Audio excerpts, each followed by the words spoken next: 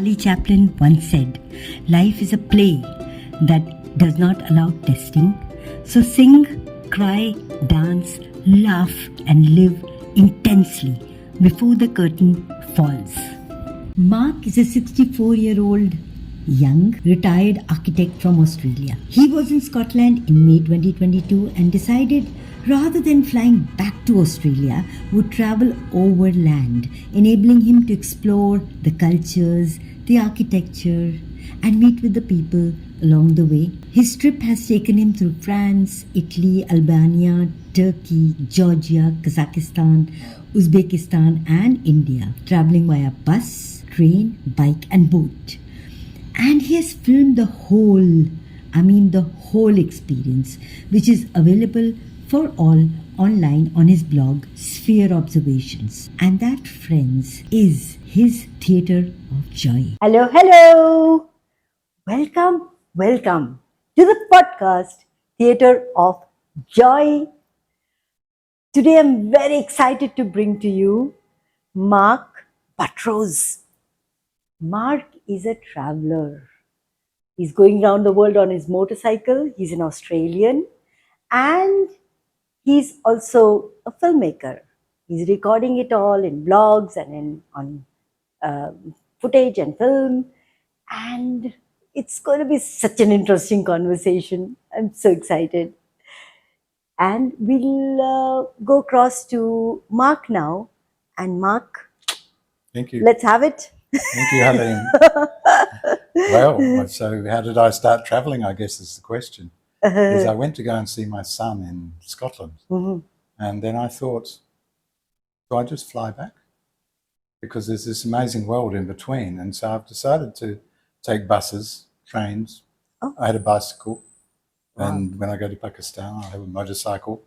So just whatever comes along, and to experience the world slowly and to see all those very interesting places along the way, which I've heard so much about, and to come back to India, where I was 40 years ago. Really? Working. Yeah. Oh, wow. Wow.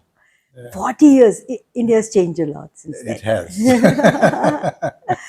And you've been through Europe and then to India and then now to Pakistan? Yeah, or so any other countries I've I went missed? down to France and then Italy and then up through Albania and through to Turkey and Georgia. So I spent a long time in Turkey and a while in Georgia as well. Fascinating countries. I know. Fascinating. And so I'm so jealous. There. And so when you say I make film, I'm not a filmmaker. Okay. But I'm a traveller that's collected all these photographs and all this footage. And yes, travelling through France and then down through Italy and stayed down in, travelled down through Italy and then over across to Albania and then across to Turkey, spent a month in Turkey in Izmir, and then up to Georgia and Tbilisi, which is a fascinating place. And then the place I always wanted to go was Central Asia.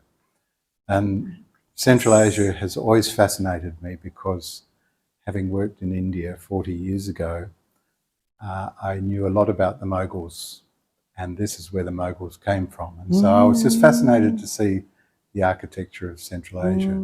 Mm. Oh, wow. Wow. Yeah. That means you went up to... I flew across from Tbilisi to Atkau, sorry. And then from there caught the train. So I caught 5 trains across Central Asia, which was just a lovely way that's beautiful. soak up the people and soak up the landscapes. Yes. They're huge landscapes. Yes. Yeah. And then finally get to Bukhara and Samarkand, where the architecture is pretty amazing. Mm. Yes, I know. Tbilisi, I haven't even...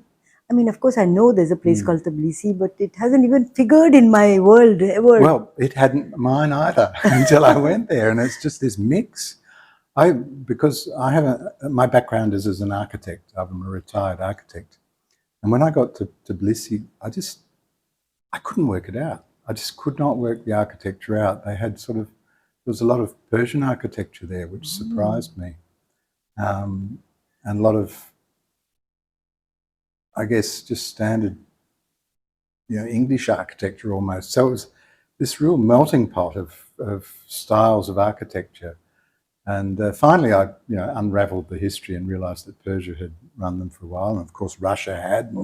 And so they've got this brutalist sort of heritage of architecture there, plus the Persian influence, plus the sort of, you name it. Everyone's had a go at conquering them. Yeah. So it was really interesting. Was it a happy fusion, or was it not good to look at? It was fascinating trying to unravel it, and it all goes together. It just makes the richness of the place and how you read it. And it's like looking at a book and reading a book, looking at its buildings. But better. Yeah, and you go from one chapter to another, and how did I get from that chapter to that chapter? And of course you sort of finally figure a bit of it out. I can't profess to know that much about it, but so I capture those images in film and photos, and then I thought, well, what am I going to do with it all? And so I taught myself to edit, and that's been fun. It's been a very creative process. So I stopped travelling every now and again, as I've stopped here in Chandigarh, and just spend a month and then take all that film and those images and then try and pair them with music from the region to get the essence of how music mixes with the images of the area. So they're not typical videos in any way, shape or form. But you're an out-of-the-box filmmaker. Who can define what a filmmaker is? Who knows? Yes, it's my style. And anyway, you're putting your stuff out there for people. Yeah, but hopefully that's right. People will see it. Yeah, well, it started really and the main reason for it is, when you're travelling, to keep all your friends and family and informed as to where you are and what you're doing, and because it's hard to describe at times, and film's a really good way to do that. So, so it's been good learning little exercise. And the art of filmmaking. You've been doing two journeys. One is across the world, and one is getting to know how to film, how to edit, That's right. to compose, That's right. Because I'd never done it before. Yes. Probably like you hadn't done. Oh no, you did lots before. Yeah. See, I only just started editing so much, 2 years ago. Yeah. Wow. And it's fun, isn't it? It is. The editing part is really yummy. Yeah. And my God, you're lucky. So, you know that you're lucky, right? Why is that? Why am I lucky? And you chose. You chose to, yeah. Just leave your country and your home for a while, and chose to travel to all these countries. People are scared to travel so much. I guess I'm just a very inquisitive person. It's nice to be. And to be in a point in your life where you can actually go back out there and have another look. Yeah. It's pretty exciting. Yeah. And as I was saying before, I worked in India, in Hyderabad, for about 18 months when I was just in my mid or low 20s. And I guess that stayed with me for a long time. That's why I would like to spend a fair bit of time here and obviously go back and see how Hyderabad has changed and just how India has changed. And just to understand more about India, because it's the most fascinating country. It is, isn't it? Yes. Yeah. I'm enjoying it. But how would you rank it with Tbilisi and Georgia and Persia? That's just my Indian. Okay, well that's you don't, because it's a bit like ranking people. They're so different, all of them, and they all have their intricacies and beauties, and faults and foibles and everything, and they're all beautiful and in their own way. So no, I can't fall for that question. But you could get across to them, and, even though you don't know the language. Oh, sorry, in India. No, in all all the in the countries. Middle East Look, and Central Asia. Yeah. Yeah, as soon as I got out, I knew a little bit of French, and virtually after I left France, that was the end of me being able to communicate with people through traditional methods of speech. It then becomes eyes and sort of hands, and Yes. it becomes, but it doesn't seem to matter. Yes. It's funny, once you travel for a while, people are people, and people, as soon as you get a smile or a friend, someone just trying to speak one or two words of the language is enough to get a smile back and get help. Yeah, no, it's been good. It's been a lovely experience so far. Sure. I won't. And you do it on a motorcycle? Not yet. Not all. I've done some motorcycling around Australia.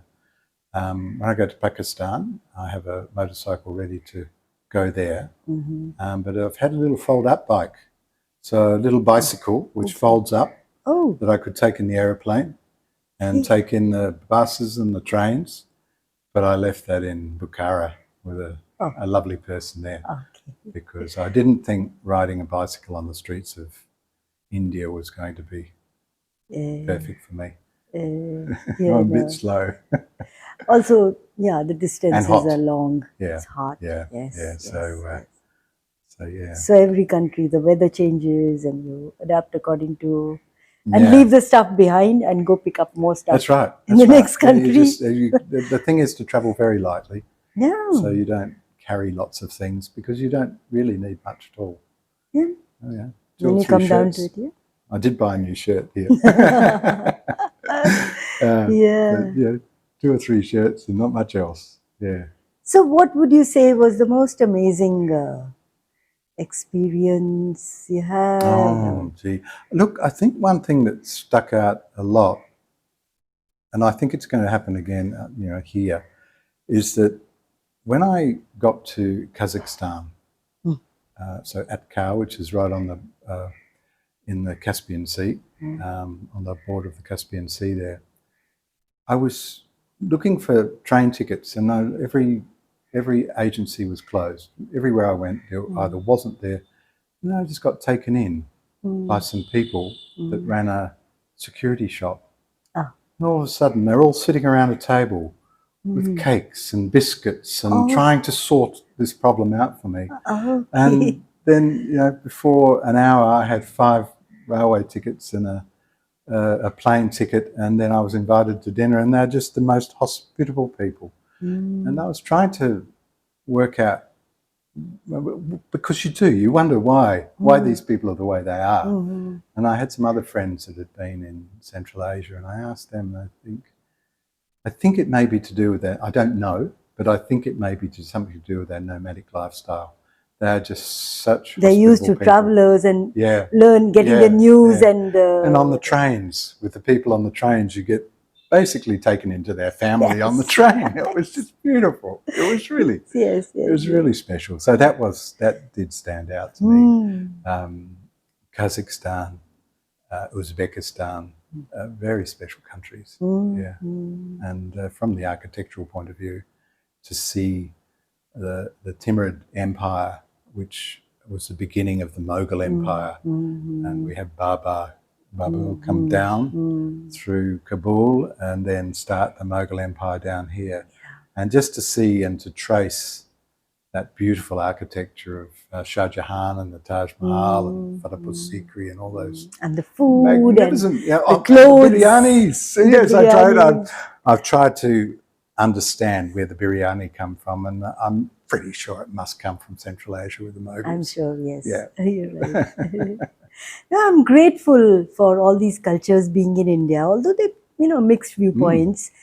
But these cultures have given us so much richness. Of course. And, like anywhere else, and we were lucky to have a lot of invaders. Yeah, I think so. I think so, because the Timurid Empire was such a rich culture in astronomy and mathematics and theology and poetry, you name it. It was, and I think that influenced India a lot. I think it influenced the world a lot. So it's just to see that. And I think it was part of that Silk Road that people Yeah. used to travel. Yeah. I think live one-to-one or in-person experiences are much better than what you get on internet or seeing videos and Yeah. and the quality, the joy of it is better. And there's something about traveling, I guess, as one person too. I think you're more likely to speak with people and to integrate with people. And people speak with you. And there's something about not going to all the touristy spots. Staying, rather than, I stayed in Istanbul, but rather than staying in Istanbul, I stayed in Izmir for a month. Oh. And Izmir was fascinating. Oh, it was just absolutely a fascinating city. For a month, just to watch what happened in the streets all day long. There would be people with clarinets, there'd be people with drums, there'd be people selling all sorts of things. It was just so rich. Yes. It's lovely. I'm listening to you. I'm thinking back to, journeys being more than just the departure and arrival. The middle part, which we miss out in an airplane, is a lot more fun. And that's why we travel, I guess. It's so much about the journey. That's what it is. Yeah. It's not where you get when you get there. It's about what happens along the way. Along the way. Yeah. Yes. That's fascinating. True. And oh my goodness. Yeah, so I was under the impression that you need a motorcycle, but you don't. You can go on buses and trains and everything. No, not at all. In fact, you meet more people on a train or a bus. Yes. The only thing about a train or a bus is it goes along a road in one direction. The thing about a motorcycle is if you see a fort or a castle or something you want to go and see over on that hill, you can actually go and do it. And that's why I think in Pakistan, and then when I come back to India, that's my preferred way of traveling, because there are so many hidden gems in India and Pakistan. Things along outside of the beaten path. Yeah, so mix it up a bit, I reckon. Just way to travel. Yeah, I think so. Oh, yes, and you really inspire me. I hope you're inspiring a lot of viewers to just take off. Well, you'll be taking off now, I hope. Yes, I am. Good. I'm going to. Like a smaller world is not so much fun. So everything's standardized like the US or some other. It's better to really spread out, and like you on a phone you spread things out. And so your next podcast could be coming from anywhere. Yes. Yes. Yeah. That's good. Yeah. So tell me more about Central Asia, because a lot of Indians haven't even traveled there. Yeah, well, it has a rich history, like Georgia, and one of the particular places in Central Asia I found interesting was a place called Mucus. Mucus. And so it's in the middle of two deserts, in the middle of nowhere. Okay, where? It's between, it's in the northwest of Uzbekistan. Okay. So it's right in desert country, just below the dried up Aral Sea. Yes. Okay. So, but what's fascinating about that is that we all know that it was Soviet run until 1991. But there was a particular character there, Slavinsky, Ivor Slavinsky, who was a collector of paintings, of Soviet avant-garde paintings. And he collected all these paintings along with the Karakalpak traditional cultural art as well, which is a very strange combination. But these paintings during the Soviet era were banned. You weren't allowed to have them. And you saw them? But he collected them and put this huge gallery together under the noses of the Soviets, and it's there. It's there. Nobody goes there, Nobody goes there. I was the only one in the gallery. I think there were 15 staff. Oh my goodness! And I was just the only one walking through, and it was just this gem in the middle of two deserts. So it's those sort of things which are out there that are just really special. Did they let you photograph? Yes, yes. In fact, all the photographs are on the website. Yeah, that I've got on a film as well, so you can have a look at them. Yeah, and they're because the Soviets had this, and Stalin wanted art to be very much about people working, and a certain way they wanted to see people, hard workers, doing what they were told. So Impressionism and all those other free-form arts, no, not having that. But this one man, because he was so far away from Moscow, actually used money from the Soviet government to buy these paintings, but squirreled them away. And how he did it is the most fascinating story I've ever come across.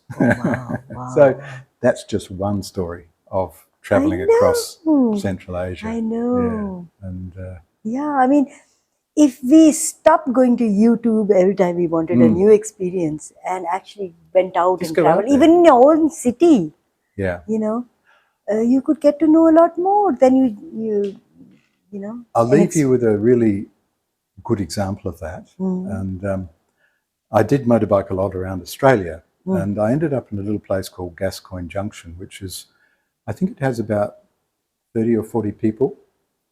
And whenever someone comes through as a tourist, they said, "Not staying here, mate. I'll be here for 2 minutes and I'll be bored." Anyhow, I got stuck, or I stayed in this town for a week because it had been raining and all the roads were closed. And all of a sudden, all these characters started to come out of the woodwork. There was a Kenyan guy that I went tilapia fishing with, and just what fishing? Sorry, tilapia fishing, which is tilapia is a fish which is a pest in Australia, but he saw it as actually a good thing, and so it was just so from the most. What's portrayed as the most boring, isolated, you wouldn't want to stay place, has interest in it. You find fascinating places under every rock. Yes, I'm sure. You go looking, so I made and a film you give it the that. time, and and I think that's travel, isn't it? Is that it's not where you're told to go, and it's the journey as to what happens to you during that journey, not necessarily what you expect to go and see. It's what just comes up and hits you. What is the unknown? Fascinating. This is what going into the unknown is about. And this is one beautiful way So I'm having fun of choosing to do that. And then I end up in remarkable places like this. With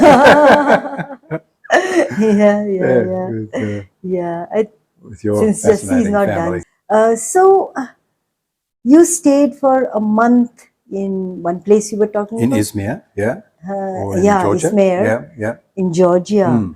Oh, Georgia. I've heard of the country, but I don't know anything about it. Tbilisi. So that's the capital of Georgia. Yeah. And Georgia has a history which is, in the last 100 years, they were celebrating independence, and I thought it was independence from 1991 from the Soviets, but it wasn't. It was when they were first independent from the Soviets, and then the Soviets took Georgia back again. And then they got it back again, and then the Soviets then took 20% back again. So it's just been this country that's just, with the Soviets, has gone backwards and forwards, let alone stepping back a few hundred years and then realising that the Persians had been through there, and you name it, every other nation had been through there. And so to see that and the influence of those cultures on their buildings and on the people and the architecture is just, it takes a long time to soak up. So you can't just walk in to Tbilisi and understand it. So by having an excuse to stay there for a month, which was to edit some film, I also at the same time could soak up what people did in the streets, what just happened. Street in food. Tbilisi. Yeah, that's right. Yeah, it's lovely. It's a different way of traveling. Yeah. Yeah. And the best thing is that this kind of traveling helps you to get vulnerable. Actually, it's a precondition.